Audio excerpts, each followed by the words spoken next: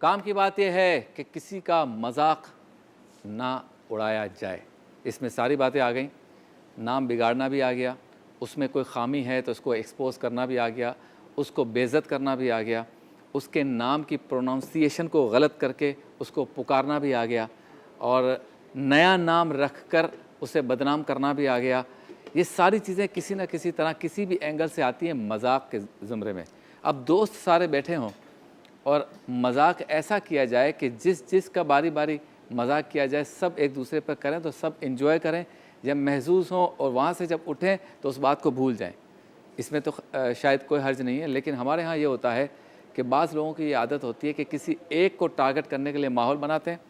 وہ اس وقت تو کچھ نہیں کہہ رہا ہوتا, لیکن اس کا چہرہ بتا رہا ہوتا ہے کہ اسے یہ ساری چیزیں ناگوار گزر رہی ہیں, اور ہو سکتا ہے کہ اس کے دل پہ بھی وہ بات لگ رہی ہو اور وہ کوئی ایسی آہ نکل جائے اس کی, یا وہ بد دعا دے دے, یا وہ کل سے آپ کے ساتھ دوستی ختم کر دے, تو یہ بدقسمتی بھی ہوگی اور گناہ کے زمرے میں بھی آتا ہے.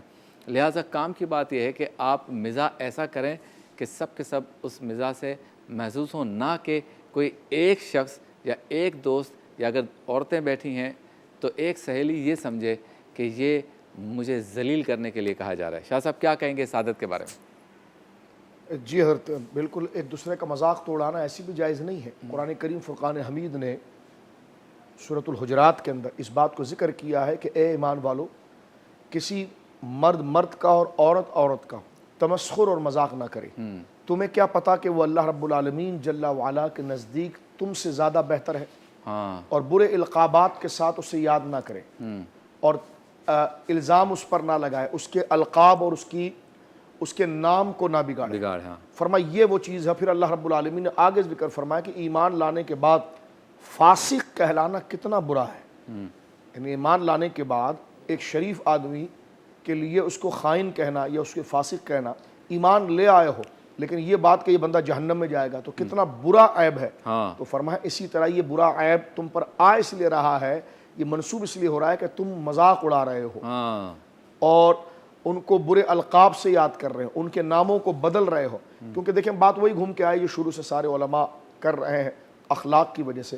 میں آپ کا ادب کیوں کروں گا, آپ میرا ادب کیوں کریں گے؟ جب کریں گے جب میں آپ کا ادب کروں گا.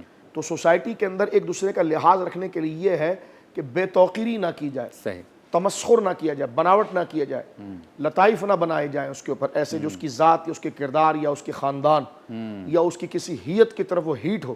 اس سے تو اشتعال پھیلے گا, اس سے بغض پھیلے گا, اس سے عصبیت جاگے گی, اس سے ایک قومیت کے جاہلیت کے جذبے جاگیں گے, اور مسلمانوں میں سخت ترین انتشار یہاں تک کہ وہ ایک طوفان کو دعوت دے گا. تو شریعت مطہرہ نے یہیں پر اس کو روکا ہے کہ نام نہیں بگاڑو, کسی کو حقیر نہ سمجھو, ورنہ وہ تم اس کی قدر نہیں کرو گے تو جب تم اس کی ناقدری کرو گے تو وہ غصہ اس کے اندر موجود رہے گا, وہ کسی نہ کسی حوالے سے نکالنے کی کوشش کرے گا, اور وہ بھی غلط ہوگا.